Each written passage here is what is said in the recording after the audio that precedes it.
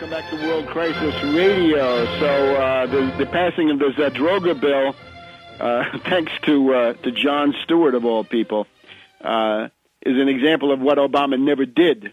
We could have had a series of set pieces like this.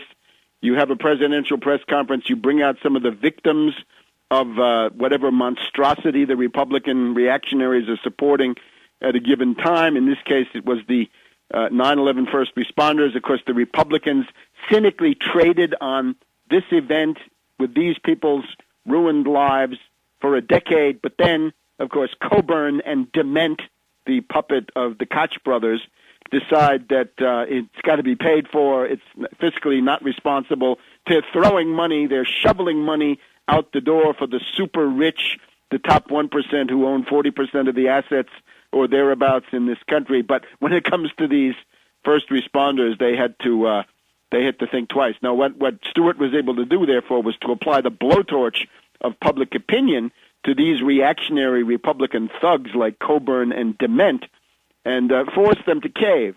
So they caved. They didn't cave on the $8 billion. They caved on $4 billion and some odd for 5 years of coverage.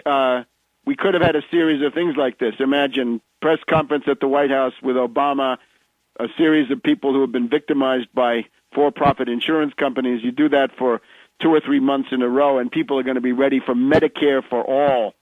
But, of course, that's exactly what Obama never did. It's the owl of Minerva always takes flight at dusk when it's too late.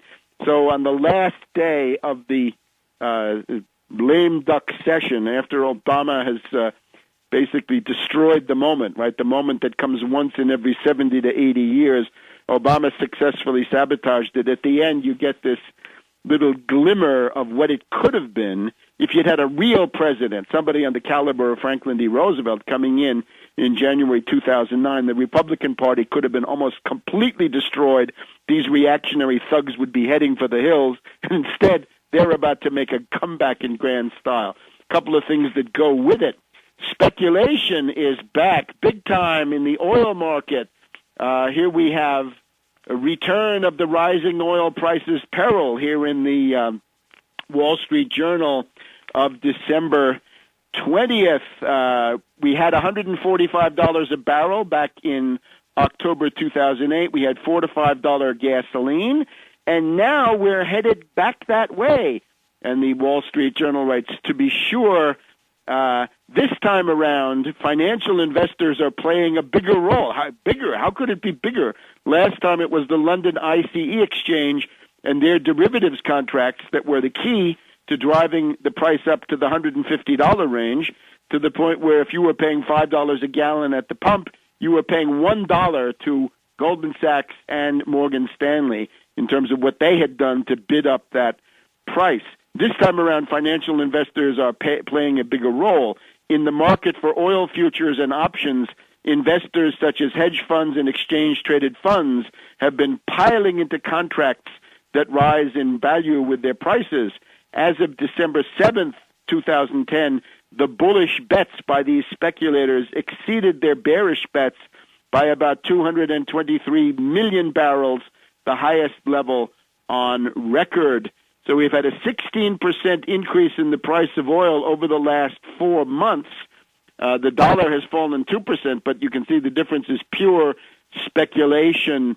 Energy costs are now absorbing 5.5% of the average American budget, up from 4.8% in the spring of 2009. So get ready for more pain. You want to stop this? Then stop the stupid free market claptrap. Let's get down to cases. 100% margin. You want to speculate in the oil market? Great. You put down 100% in cash. No borrowed money. No leverage. Leverage is zero. We need position limits. We can't have huge players, huge hedge fund hyenas or asset strippers coming in and buying a huge amount of the oil in this relatively restrictive market. We also need to distinguish between end users, who can be hedgers, and speculators. And the advantages go to the end users. The speculators have to have the field tilted against them. Otherwise, they will drive the price into interplanetary space. So what you've therefore got to do is to say you want to buy derivatives, you want to use futures and options to speculate in there. You can do it as long as you've also you physically bought, and you're taking delivery of the products involved. Again, you can't do it in a naked fashion. It's got to be covered. You've got to own the other side of the trade with the intention of taking delivery. So right now it's $90 a barrel, and it's above $3 a gallon of gasoline. And look for that to go up, and look for Obama to capitulate more and more on that. The other side of it, right, speaking of Scrooges, the fraud closures have reached unbelievable new excesses. This past Wednesday, and that's the 22nd of December, the New York Times special story, zombie bankers are burglarizing the homes of Americans, not content with stealing the homes with their robo-signers, robo-judges, and bought and paid for local officials, and this MERS system, this speculative crap game. We now have the zombie bankers and hedge fund hyenas actually burglarizing people's homes. This is the story of Mimi Ash of Truckee, California, who, after a harrowing couple of years, leaves her home for a while to go on a short vacation, comes back and finds that her home has been literally looted and ransacked by the agents of zombie bankers. In this case, Bank of America, obviously close to insolvency themselves and grasping for every straw, looting the homes of the American middle class. So remember the sack of Rome in 1527, the destruction of the Italian Renaissance. So the American dream now being systematically destroyed by these bankers. And I'm wondering, where are the Austrians? Where are the libertarians? Where are the guardians of the holy sacred grail of private property? We've got plenty of cases of American middle-class homeowners who are having their homes stolen. Maybe they never had a mortgage. Maybe they paid off their mortgage. Maybe they're perfectly current. Doesn't matter. Robo-signers, robo-judges, and they come and the home is stolen. And even before the home is stolen, they come home and find their personal belongings ransacked. This is a violation of the unreasonable searches and seizures. Unreasonable seizures are prohibited under the U.S. Constitution. Hey, libertarians, where are you on this issue? Do you exist? Or isn't it the case at the end of the day that the libertarians don't care about the property of the American middle class? They care about the property of the zombie bankers and the hedge fund hyenas and the associated asset strippers. We've also got to look at the this whole Fannie and Freddie story. This is a complex story, but we've got a law firm, I guess it's called Stern, who show up as the protagonists of a lot of these illegal seizures.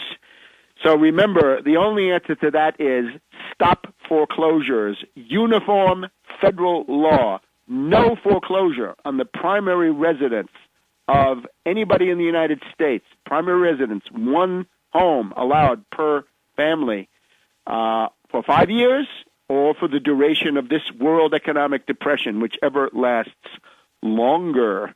That's an echo of the Fraser-Lemke Act of 1935, which did that for family farms. We can do it for primary residences, and this applies in particular to any bank that has taken TARP money, bailout money, and or Federal Reserve largesse, $3.3 trillion. We've seen that in recent statistics. Anybody who benefited from that directly or indirectly, you don't foreclose on any American. This is the thank you from the zombie bankers to the American public. The fate of Mimi Ash, whose her husband's ashes were scattered. They're all gone. Everything she ever owned in her life, gone. The electricity cut off. One guy had a whole freezer full of salmon go bad on him. We'll be back in a minute.